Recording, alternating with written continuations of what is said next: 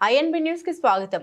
బెల్లంకొండ పసుపు వర్ణంతో కలకల్లాడిన చంద్రరాజుపాలెం గ్రామం ఎన్నికల ప్రచారంలో భాగంగా పెదకూరపాడు నియోజకవర్గ ఉమ్మడి పార్టీ ఎమ్మెల్యే అభ్యర్థి భాష్యం ప్రవీణ్ కు చంద్రరాజుపాలెం గ్రామ ప్రజలు అంగరంగ వైభవపేతంగా ఘన స్వాగతం పలికారు.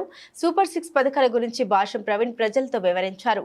బాబు షూరిటీ భవిష్యత్తుకు గ్యారంటీ అని బాబు వస్తే యువతకు, రైతులకు, మహిళలకు అందరికీ మేలు జరుగుతుందని, మన గుర్తు సైకిల్ గుర్తు, అమూల్యమైన ఓటును సైకిల్ గుర్తుకు ఓటు వేసి అత్యంత మెజారిటీతో బాబుని భాష్యం ప్రవీణ్ ఎంపీ శ్రీ కృష్ణదేవరాయల్ని గెలిపించాలని కోరారు. చంద్రరాజుపాలెం గ్రామ నాయకులు, తెలుగుదేశం పార్టీ కార్యకర్తలు, జనసేన పార్టీ నాయకులు ఈ కార్యక్రమంలో భాగంగా మండల అధ్యక్షులు లక్ష్మీనారాయణ, గుంజు గంగారావు, ఆనంద్, వాసు, గ్రామ పార్టీ అధ్యక్షుడు రాంబాబు, జనసేన పార్టీ నాయకుడు వేణు ఈ కార్యక్రమం జయప్రదం చేయడం జరిగింది. అతని డిక్టేటర్షిప్ మీరు అర్థం చేసుకోండి. రాష్ట్ర రాజధానిని 3 ముక్కలు చేశాడు. అమరావతి రాజధాని లేకుండా చేశాడు. మనకి కోతవేడు దూరంలో ఉన్న రాజధాని లేకుండా చేశాడు. మీరు అందరూ గుర్తుపెట్టుకోవాలమ్మా. గతంలో మన గవర్నమెంట్ లో ఇక్కడ మీకు అందరికీ పనులు దొరికేవి, మన ఆస్తుల విలువ కూడా ఎంతో ఉండేది, అవునా కాదా? గతంలో దాదాపు ₹1,00,00,000 ఉన్న విలువ దాదాపు 30 లక్షలకు పడిపోయిన సందర్భాలు ఉన్నాయి కొన్ని ఊర్లలో. మరి ఈ ఊర్లో ఎట్లా ఉందో ఏమో నాకు తెలియదు, కానీ దాదాపు 70% ఆఫ్ ది వాల్యూస్ పడిపోయిన సందర్భాలు ఉన్నాయి. మీరందరూ మళ్ళీ చంద్రబాబు నాయుడు గారిని గెలిపిస్తే మాత్రమే అమరావతి రాజధానిగా ఉంటుంది. మళ్ళీ మన ఆస్తుల విలువ పెరుగుతుంది, మన పిల్లలకి భవిష్యత్తు ఉంటుంది.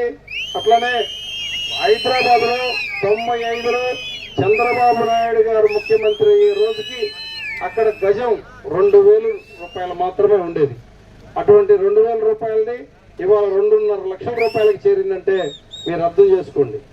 ఆయన ఆ రోజు వేసిన ఫౌండేషన్ ఇవాళ హైదరాబాద్ లో డెవలప్మెంట్.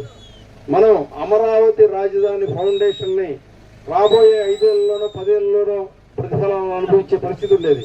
కానీ మధ్యలో సైకో జగన్ ఆ డెవలప్మెంట్ మొత్తాన్ని తుంచేసి ఏమీ డెవలప్మెంట్ లేకుండా చేశాడు.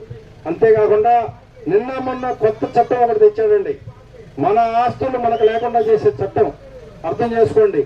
సర్వే పొలానికి వేసే సర్వే రాళ్ల మీద జగన్మమ్మ, మన ఆస్తి హక్కు ఉండే పాస్ పుస్తకం మీద జగన్మమ్మ.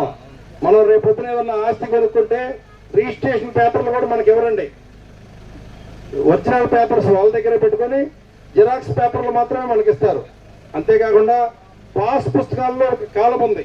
గతంలో మనం పేపర్లు ఏదన్నా సొసైటీ బ్యాంకుల్లో పెట్టుకుంటే మనకు రుణాలు వచ్చాయి. కానీ ఇవాళ మన పేపర్లు మనం